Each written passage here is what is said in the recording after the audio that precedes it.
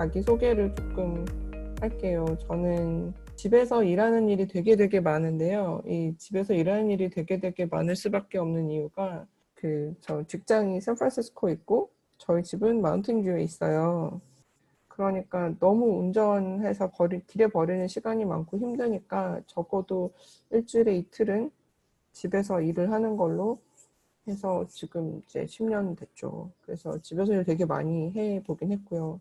저희 이제 8살 2학년 second grader 딸이랑 만 4살 남자아이가 있습니다. 오늘 크게 3가지에 대해서 말씀드릴 건데, 첫 번째는 어떻게 하면 남편과 일을 같이 할 수 있을까? 같이 공유하는 거라는 걸 좀 더 강조하고 싶어서 일부러 sharing이라고 넣었고요. 그리고 separating work이라는 건 일할 때는 최대한 어떻게든 이 일하는 시간을 어떻게 잘 보호한다는 느낌, 잘 다른 것들과 분리해서 좀 잘 보존해 볼 것인가? 그리고 이제 마지막으로 스트레스를 어떻게 하면 좋을까? 이 쌓이는 스트레스를 정말 어떻게 하면 좋을까? 얘기를 해볼 거예요. 그래서 일단 sharing에 대해서 얘기하자면 뭔가 저희 커뮤니케이션의 기본 바탕이 되는 걸 한 가지 딱 정했다기보다는 둘이 그냥 납득했던 것 같아요. 지금 우리는 가족이고 이 공동체 안에서 어느 한 사람이 다른 가족들을 위해서 계속 희생한다는 건 지속 불가능하다. 절대로 지속 가능하지 않고 누구 한 사람이 참는 게 무슨 일주일만 참아, 한 달만 참아 이러면 모르겠는데 그 시간이 그렇게 길어지면 참을 수가 없는 시점이 오고 참으려고 노력해도 참아지지 않는 시점이 오거든요.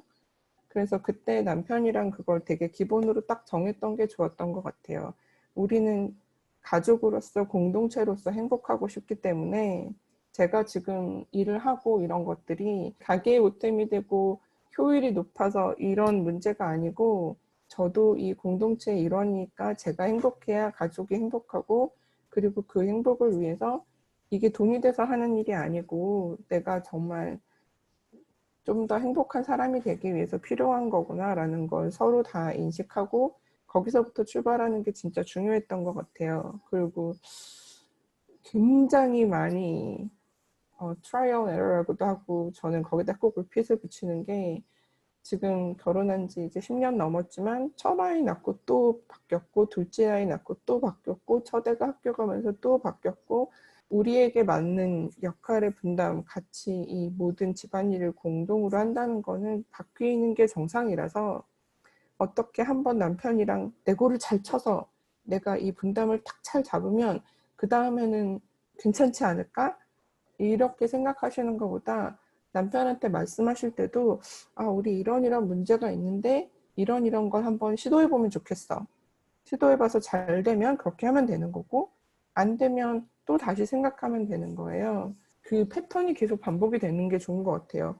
제가 내가 이런 게 지금 힘들어 라고 말하는 거 그런 조그만한 컨버세이션이라도 반복을 계속하는 게 중요한 것 같아요. 내가 언제 나를 잡았고 남편이랑 이 모든 문제를 한 번에 개선해야지 이런 건 너무 어려운 일이고 그리고 매번 도와달라고 말하는 거 솔직히 너무 싫지만 그걸 도와달라고 말하지 마시고 이건 우리 집에서 일어나는 일, 우리가 다 같이 해야 되는 일이고 우리에게 필요한 일이니까 우리가 어떻게든 같이 이걸 다 해결하자라고 하는 마음으로 나 지금 요리는 내가 해야 되는 거 알겠는데 메뉴 짜는 거 너무 힘드니까 그거라도 네가 좀 해봐.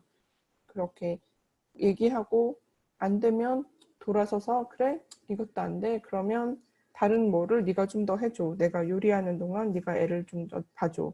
이런 걸 계속 조금씩 개선해가려는 자세가 한 번의 문제를 해결하는 것보다 훨씬 성공의 확률이 높은 것 같아요.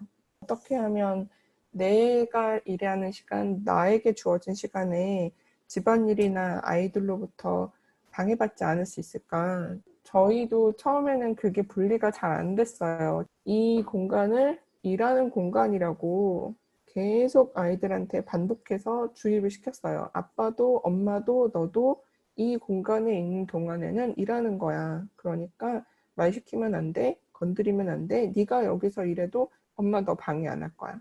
그거를 계속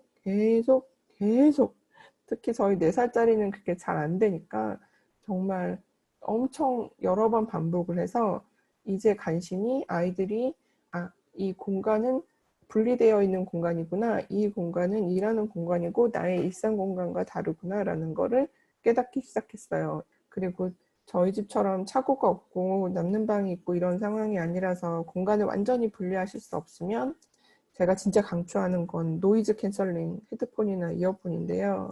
공간을 나눌 수 없으면 최소한 소리라도 제가 덜 들으려고 제가 노이즈 캔슬링 이런 거 하고 아이를 보고 집안일을 하고 그런 중에도 계속 상상을 해보시면 좋은 것 같아요. 나 이따 몇 시부터 몇 시까지 4시간이 날 거니까 그때 이거 하고 그 다음에 이거 해야지 라고 미리 계획하시고 생각하시고 상상하시고 비주얼 트레이닝이라고 하는데 그거 계속 생각해 두시면 훨씬 집중을 빨리 할 수 있어요. 예를 들면 나 이따가 딱 1시간 주어질 거니까 그 1시간 동안 시작할 때 내가 빨래 시작해 놓고 그리고 딱 1시간 집중해서 빨래 끝날 때 맞춰서 나와서 빨래 널어야지 라고 미리 계획하시는 집안일은 저는 하셔도 된다고 생각해요. 그리고 내가 처음에 그 1시간 중에 처음 한 5분은 뭐 미쿠도 보고 위시도 봐야지 그리고 뭐 딜 나온 거 있나 봐야지 그러면 알람을 맞춰두든가 뭘 해서라도 딱 계획한 거기서 끊으실 수 있게 왜냐면 클릭하기 시작하면 끝이 없거든요. 그래서 거기서 한번 끊어주시는 게 중요한 것 같아요.